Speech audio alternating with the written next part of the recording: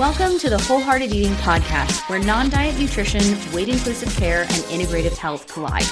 We're your hosts, Dana Montes and Cristina Hoyt, licensed integrative clinical nutritionists and body image coaches. And we believe you deserve to have a joyful relationship with food in your body, even if you have a chronic health condition or symptoms that just won't quit. On this show, together and with our guests, we're bringing the real talk, no BS vibe with tangible tools to help you pursue health and wellness without obsession or restriction. Remember our disclaimer, this podcast is meant for general information purposes only and should not be taken as a substitute for medical advice, diagnosis, or treatment. Welcome to Season 7. We're excited to be here, and we hope you had a good summer. And we figured we'd come back with a bang, with a very relatable episode, because this is an extremely relatable topic for a lot of people, we think. We usually call our first episode back like the back to school episode, because it's like first week of September, most people are back to school by this point. But what we wanted to talk about today is, why do I feel like I need a reset in the fall, even when I'm not doing those things anymore? Yeah. And we kind of have like a theme around this every year. We do something kind of like this. But this one I feel like is really interesting because it's really hard to like navigate between how do I do this when every time I've ever done this, it's been hyper-focused and really strict boundaries around this is what we're doing on Monday. This is what we're doing on Tuesday. These are the things that are happening. This is how many times I'm going to do this a week. And now when you're kind of like, well, that was a bad idea. Like that really spiraled into a wild time of my life. And maybe now you're thinking, okay, I don't want to do that again. But I feel like I need a little something to help bring the guardrails in a little bit after having a lot of time flexibility over the summer. Usually that happens like even from like a work perspective, if you don't have like kids or you're not in school. I mean, how many like so much of like work and life, we always feel like, oh, we'll table this until the fall, like, okay. And then they come the fall, it's kind of like everything comes back in gear. If you have kids, it's like, okay, the kids are back in school. Now we're making lunches every morning. We're like doing all the things and like packing up and blah. And then, and trying to get out the door and going to your own jobs. And then if you're like us, we're like back in the podcast. If you work for yourself, it's like, okay, now things are happening. Sometimes we tend to have slower summers as far as workload with clients and stuff like that. Anyways, it's very natural for that to happen. And then now it's like everyone's kind of coming back to, and it feels like you're either, and like everything that we think about, we're thinking about maybe there's some food component, like maybe like I let groceries kind of become this afterthought and planning meals become an afterthought this summer because it could be, right? Like maybe it was like we're hanging out at the pool and like, oh, we'll order a pizza to the pool. Cool. No big deal. Like, or we're doing whatever, or we're vacationing, or our friends are like, hey, we're going out to dinner tonight. Let's all meet up, or there's body image stuff that's coming up naturally because it naturally fluctuates throughout the day, throughout the year, throughout the month, like no matter what. Or we're like thinking about wanting to plan a little bit more ahead and thoughtfully, whether that's financial or whatever. And it feels like either there's like kind of like these two different camps that we fall into, like this one side that's like really meticulous and doing shit like Whole30. I feel like meticulous is a very nice way to say what all those protocols and stuff are doing. You're probably right. But like we're like a hyper focused on like all of these things, like must do all of these things, or it needs to be like, the way that I look at it is I used to think like I need a life overhaul, like right, like everything is off the rails right now. And then when you go into like the intuitive eating world, it's kind of like all of those things are bad, and yeah, hyper focus and meticulous dieting protocols and life overhauls are a little over the top. And a little over the top is a very gentle way of saying like orthorexic. saying orthorexic. But I think like what this episode is really about is we can feel like this push pull between, okay, I don't want to go down that road again because I know how bad that's been for me. But I also feel like I need some support with like managing my life, and like things are getting out of control and it feels like there's like so much going on. Can I plan and be intentional without it becoming diety? Because if you go into a lot of worlds out there, it's either one or the other. And we're here today to talk about how do I create structure or routine without it becoming all or nothing and completely debilitating.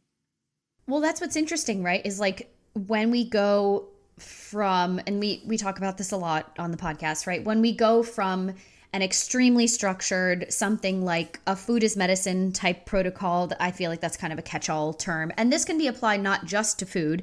It can be exercise, it can be financials, it can be, a whole bunch of other stuff. It's interesting because for a lot of people, they are there and then we're like, okay, this is very unsustainable. It hasn't been working for me. If it was sustainable, I wouldn't be having this issue. And then when you swing all the way to the other side, while it's a very natural reaction to be like, well, I'm not doing that, let's try the other way, that's still all or nothing.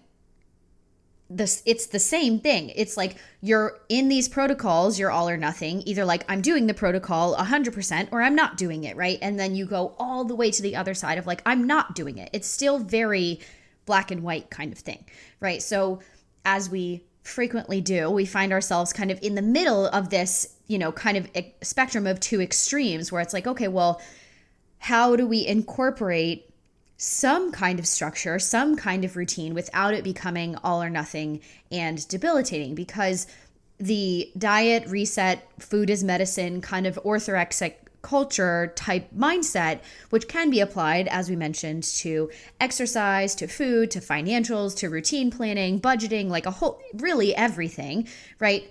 How do we execute some more structure to feel like the wheels aren't off the bus anymore, as Cristina likes to say, right? Coming back into the fall, because naturally there is kind of more structure going back into the fall, especially if you do have kids and they're going back to school or work kind of stabilizes for you, or if you don't coach swimming anymore because the season has ended like me, or anything like that. It's like, how do we feel like there is a little bit more structure, there's some routine, but there's more flexibility because those, this kind of all or nothing culture does not own structure or routine, but it's all about the mindset that comes into it. And Cristina has a very good example of why we don't want to get caught into this all or nothing stuff anymore because it can drive us crazy.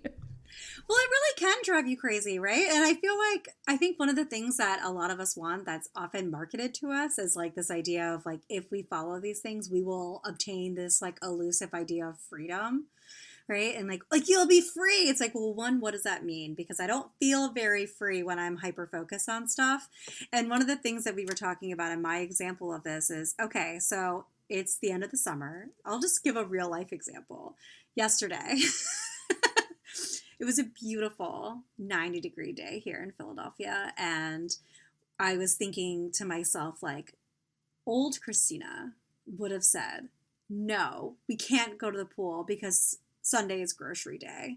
We have to go grocery shopping. We can't go to the pool, even though it's 90 degrees, sunny, beautiful, perfect day for the pool. And there's only so many more pool days left before it's done.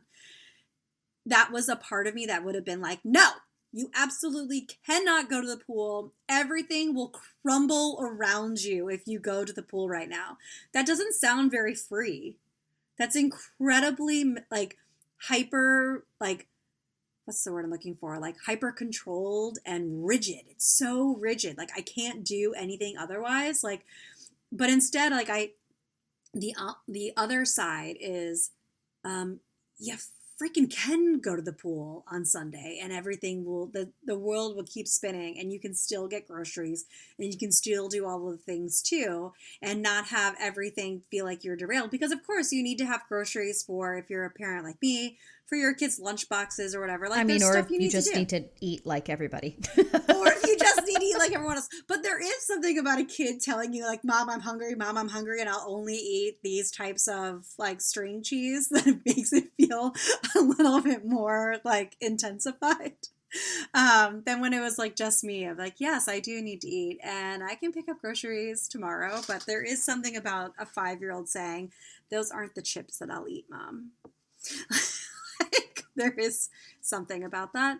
But you can, like, we have this really great thing in the summer that I think we refer to as like kind of, we think of as kind of chaotic, but we have freedom of time in the summer a lot of times, often. And when we come back from that and we start to implement routines like I was saying about like Sundays are grocery days, we can't do anything other than that. Well, you could be flexible, right? We could be flexible. We could, while our kids are playing in the pool water, we could order groceries for pickup on the way home when we get back. We could do that, right? We could drag everyone's asses to the grocery store in the morning and go. I could go before, right? I could do that before. I could order, if it's available to me, to order groceries to be delivered that night. I could do that. You know, there are ways that you can do things to make sure that you have stuff. And it might be bare bones, right? It might not be like the full grocery order that you thought that you're going to do each week, but it could be, I could get the essentials. I could get my, like, the main things that we need for the next couple of days, and then I can do a larger grocery load on the next day that I can, because I want to be able to go and enjoy this beautiful 90-degree weather and go to the pool and hang out and not say that the whole day is ruined because I have to go to the grocery store. That's bonkers, you guys. But we all do this. There was a time when that was like all we did, right? And like when we didn't do that, it felt like we didn't have this, we thought we were creating freedom, but really you're in a cage. Yeah, and it is interesting, you know, to play devil's advocate, because we've all been there, is like when all your ducks in a line, it does feel like, whoa, things are going so smoothly. You know, when you go to the grocery store on the weekend and then you have food available. And then if you, for example, either work from home or work in an office and you've got your lunches there, you're like, oh my God, this is so great. And things feel less chaotic, but at what price, right? So like, are you in the cage? And that might sound a little bit extreme for people who do find like, oh, but I feel so much more comforted knowing I'm within the rules. Going into kind of, you know, diets and body image and everything like that, I think a lot of that comfort comes from, well, I feel like I'm doing something. You know, if you are following some kind of protocol or exercise routine or some plan that you have in an attempt to either like manage your body weight or lose weight or, you know, take care of some kind of health condition or something like that, you feel like you're on the right track, even if you can't see changes day to day. And you're like, okay, well, as long as I stay on this line, things are going to be fine, right? Because they keep telling me in 30 days, everything will be, you know, sunshine and rainbows and butterflies and everything like that. But when really, if the only way that you feel free and in control is if you stick like on that line, right? If you're staying linearly, and if you deviate from that even 1 ounce, then you feel like the wheels are off the bus.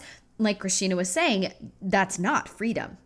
And so our job as clinicians and as your podcasters here is to help you figure out how can you create some kind of routine so you feel like things are a little bit more within your grasp, like you have food available, you know, you're feeling like things are not all over the place and everything like that. But you also don't feel like, oh, if I deviate from this, you know, at all, because God forbid my kid's soccer game goes a little bit late, then, you know, all hell breaks loose.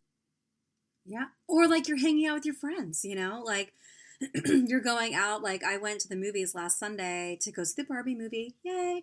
And then you do think to yourself like, oh shit, I didn't like do certain stuff, but I did. We did as a family. Me and Casey sat down, got our groceries together. Boom, boom, boom. Made an order. Da, da, da. Me and Elodie did the meal planning. It felt great. And then there was this flexibility of freedom around that. And at the same time, we had the stuff that we needed in order to implement the flow of our lives, right? And like, because you do need stuff in order to feel like, yeah, like you're right. There is this sense of control and like the week flows better. Hell yeah, it does. Like it totally does. But when it's meticulously like managed and there's no deviation around it for what that looks like and what that can be, that's where it becomes problematic. That's when it becomes like I'm in a cage versus like freaking out about not being able to go to the grocery store on a Sunday and instead enjoying a nice, lovely day at the pool with your friends or with your family, that's bonkers. That's bonkers, you know? If you are a visual person and you want a great, maybe we can include this in the show notes. So this is going to be maybe 2 years ago at this point, but we had Katie Barbaro on the podcast, and she has this illustrated book called Fed Up, an illustrated guide to food freedom. And she has an image in there of, because she's telling basically her journey. It's a drawing of herself in a cage, and it talks about all of the different kind of bars that are on the cage related to food and body image and everything like that. So if you want an image, I'll see if I can find one and put it in the show notes. But that's just kind of what kept coming up for me as you were talking. Oh my gosh, it's totally true. It's like the perfect drawing because it is true. You do feel that way. And it's hard. So like right now, it's like, okay, maybe you've had an experience where you've been in that cage for a long time and you're like, I'm never going back in that cage. But now we're out of the cage and we're thinking to ourselves, but I do need some semblance of like boundaries around certain types of things to make sure that I do have things accessible to me. I do want to have some routines where maybe I do, because if I don't carve out the time for movement, it's going to pass me by. And I have to create some boundaries around that to protect my own personal space and time and my needs. And so how do you do this in a way without inviting yourself back into the cage? Yeah. I want to give one example of this, and then I think we should talk about body image a little bit more, because if you feel like you're relating to this conversation so far, it's everybody, right? Like everybody feels like they need some kind of something when they're going back into the fall, right? It's not just you all, it's us too. How many hours have we spent talking about Cristina, like, oh my gosh, we need new planners and they're going to change our lives, like as a joke, but also kind of seriously, right? So, so for literally the pool situation just happened yesterday. Yes. Just so you know. Right. That was yesterday. Yeah. So one routine that changes for me in the summer is normally in the morning, I walk my dog for some amount of time as one of the first things that I do, so she doesn't go crazy bonkers when I'm trying to be on my work calls and everything. But in the summer, because I had to leave the house by like 6:30, 6:15, let me tell you right now, I am sorry, but I am not getting up at 5:30 to walk my dog before I go coach for a couple hours and then come home and see clients for a whole bunch of time and then go back to the pool, right? So that is one of the things for me that kind of falls by the wayside. And, normally she still gets a walk and everything, but I can tell when I walk her at some point in the morning before I get started with everything, I feel great because I'm getting some sunlight on my skin, I'm getting some kind of movement. I don't feel as stiff, and then she kind of just naps for the next couple of hours, which is so great. But then it's like, before I would have been like, oh my gosh, this is a non-negotiable. I have to walk her for X amount of time every single day. And this is the route that we go. And, otherwise my whole day is going to feel thrown off and then she's going to be going crazy and whatever. Now it's kind of like, we got to walk in. Awesome. It was 5 minutes. That's better than nothing. At a minimum, she has to go outside to pee, right? That is the minimum, right? But it's not like it has to be, this prescribed thing. You don't have to walk that line exactly. And like all hell is not going to break loose unless I don't actually wake up in time for her to do her business outside. Then she might actually do her business in the house, which is not something I want to deal with on any kind of morning, right? So it's kind of That's figuring a fun way out of waking up. Exactly. And, pet owners, it's happened to all of us at some point. But that's the kind of game that you play. It's like, well, what would I love to do?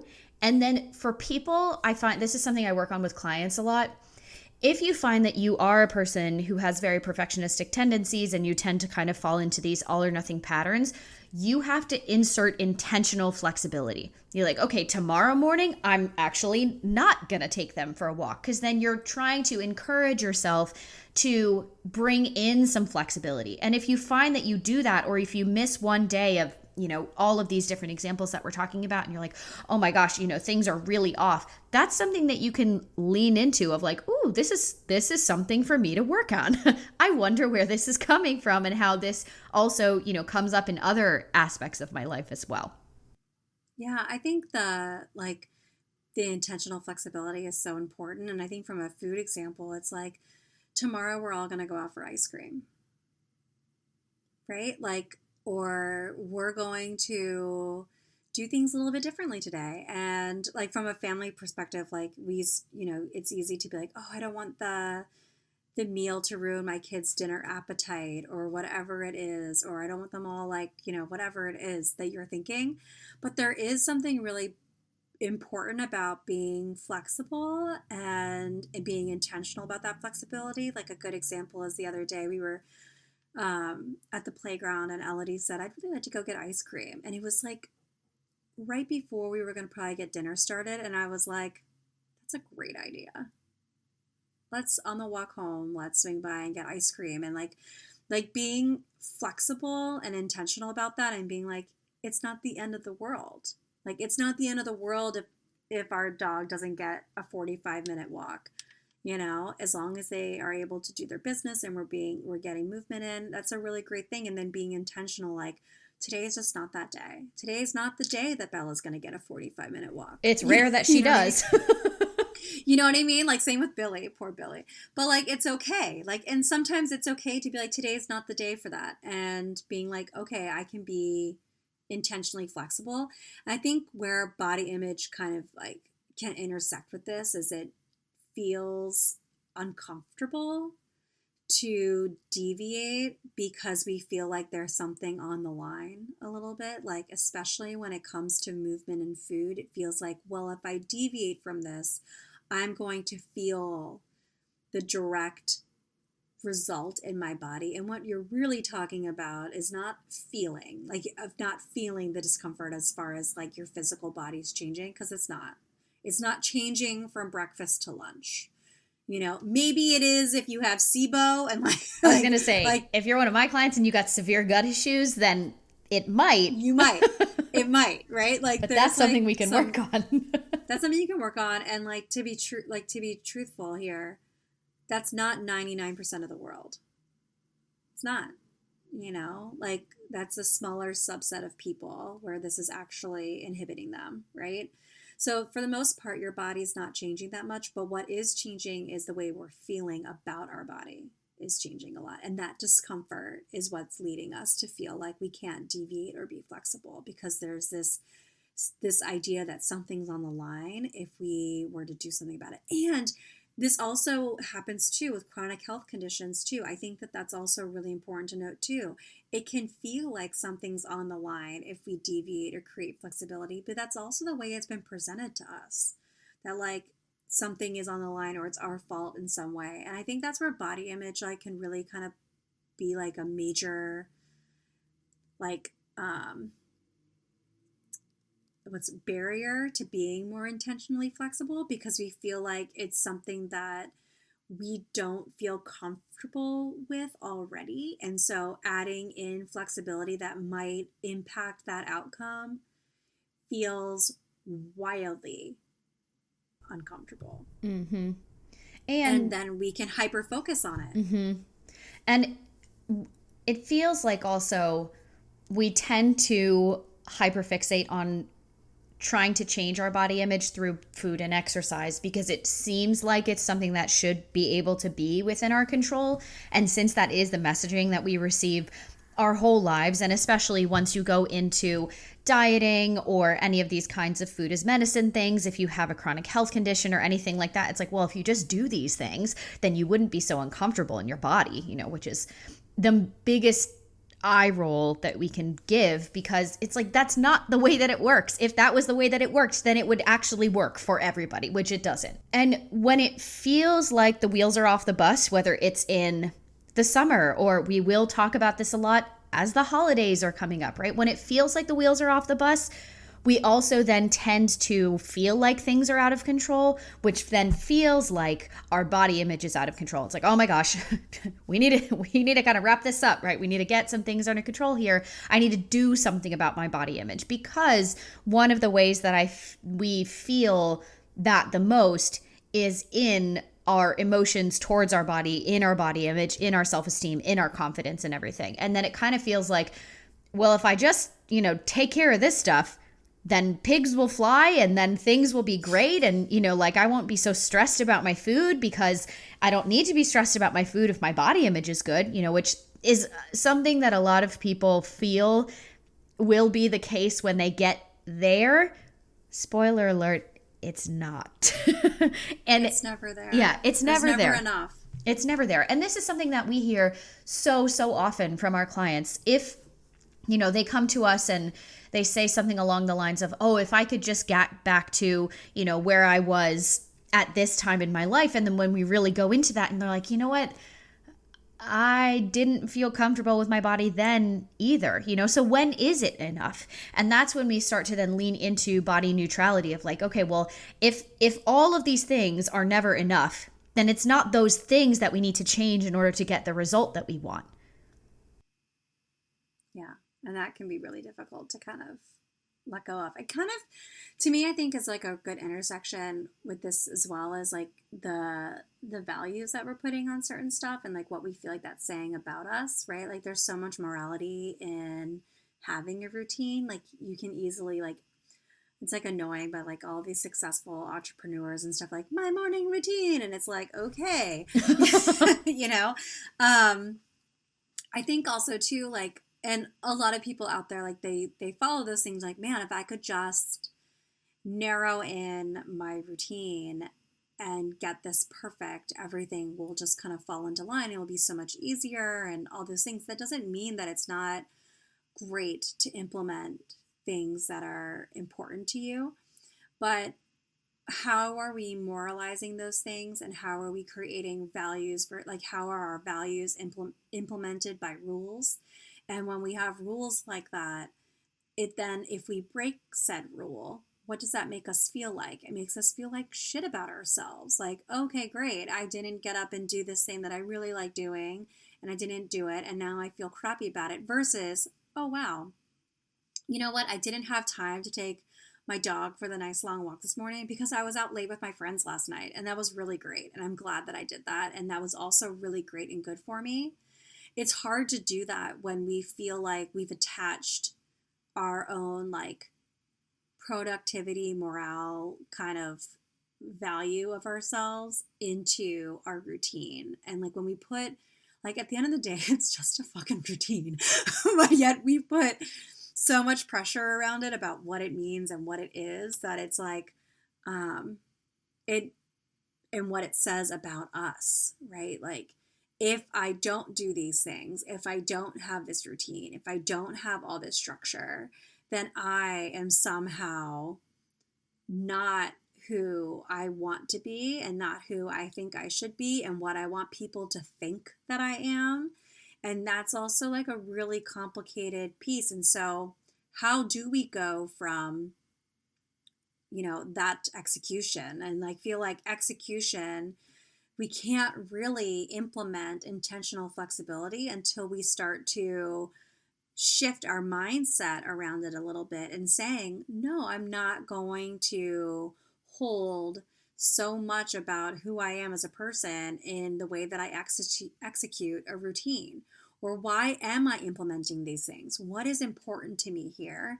And do I have a limiting belief around what that looks like that's holding me back from having flexibility with these routines and the structure that I'm craving, but also at the same time, I feel caged in by a lot. We did, as an extension of this topic, we did an episode with Reagan Chastain a while ago where she talked about good versus bad fatties, right? Which is when you're in a larger body size, in order to be bestowed as like a good person, you have to be, quote, doing something, right? Because being in a larger body is so not like acceptable by societal standards for the vast majority of the population, right? Really until you get into the more body neutrality, kind of body liberation sphere. But again, like Cristina said before, that's a very small portion of the population, right? But so if you are in a larger body and you have people who are very critical in your life or you yourself are very critical, you really only feel like, okay, well, it's only okay if I'm in this larger body size if I'm, quote, doing something about it, food-wise or exercise-wise or something like that. Otherwise, you fall into the, quote, bad category. And this, again, is where Cristina's conversation about values and rules and our beliefs comes up, right? That's where we need to start to examine what are my values? What are my beliefs? And what are the rules that I make around those values in order to uphold those beliefs? Because the actual behavior change, while it seems to be, quote, fulfilling those rules, it's not actually helping us in the long term with the behavior change, with the mindset change, because none of it is sustainable. And I think, switching gears just a little bit, but this is a conversation that I had with a client the other day, is like, when you find yourself in the middle of this, well, I don't want to do those super strict routines anymore, but I also know that I can't just have no guidelines or no structure or anything. There's this really interesting phenomenon that happens for a lot of people who have been very rigidly in the dieting world before, and they're trying to figure out, how do I find my feet again without being in this very restrictive place? We call this the Last Supper mentality, or kind of the threat of future restriction. Is if you find that in the fall, or any time that a lot of people around you, or it seems like a lot of people around you, are doing these reset protocols or diets, or they're cleaning up their act, quote unquote, or, all of that, and you find yourself, what feels like to you, overeating or binging or engaging in what we call like scavenger eating or anything like that, and you're like, I'm not dieting, why is this happening? It can be because you feel like you should be doing some kind of reset or some kind of, protocol or something like that. And your brain is trying to protect you. It's like, whoa, whoa, whoa, whoa, whoa. They might be taking this away from us tomorrow. So we have to, engage in these behaviors today. This is such a classic thing that I saw anytime people do a Whole30. They're like, oh, we're starting Whole30 tomorrow. So this weekend we're going out, like we're going to town on all the things that we're not going to be, quote, allowed to have, right? It's a very, like palatable and relatable example to this kind of Last Supper mentality. And if you find that those patterns are happening, one of the things that I tell my clients is, let's try and examine where the restriction is coming from. Because if that is happening, there's some form of restriction, even if it's not intentional. It could be unintentional restriction. It could be what we call psychological restriction. It's, oh, I should be doing those protocols, so maybe I shouldn't be eating these M&Ms. Maybe I shouldn't be eating this. Maybe I should be following that cookbook of the, quote, clean recipes that I used to do when I did so well, or anything like that. So I just wanted to acknowledge, if that's something that's happening to you, that's also something that's pretty common. And then that's not something to, quote unquote, fix. It's something to examine and say, oh, interesting. Where is this coming from? Yeah, I think also too, from like a therapeutic standpoint too, is like you can kind of start to see these like different types of parts of yourself, right? Of like a part of you that's like very logic minded and understands like, I don't have food scarcity. Like, I'm eating the things that I want to, I'm doing this stuff. I'm like, so where is this coming from? Why do I feel like this is the last time I'm going to have chicken lo mein? You know what I mean? Like, why does it feel this way? And it's because that like there's this other more like anxious part of you from like maybe your past or whatever that's like in there that's saying like, but you didn't always get to have it, And like, so that can also play a role too. And I think understanding how that's playing a role and being like reminding those different parts of yourself, I can have this again. I can do this again. I can be flexible here, or this isn't the last time I'm ever going to have this. And this is also like me creating structure isn't my segue back into this really awful cage that I've once lived in. There is a way to do this in a really honorable way of like where you are today, where you'd like to be, and also supporting yourself. And I think like it's like it can be so difficult to execute that because we get so, it's like almost like there's like these two different voices that we're hearing. Like this one voice of like, just do it. Like, what's the big deal? And then this other part's like, you can't just do it. Like, absolutely not. Everything's going to fall apart. Like, you can't just go to the pool. Just go to the damn pool. Like, it's not that big of a deal. But you can't go to the pool because if you go to the pool, then this, and this, and this, and this is going to happen. And it's like, if you can say like, no, I can go to the pool. And hey, friend over here drawing like losing your gourd about not going grocery shopping.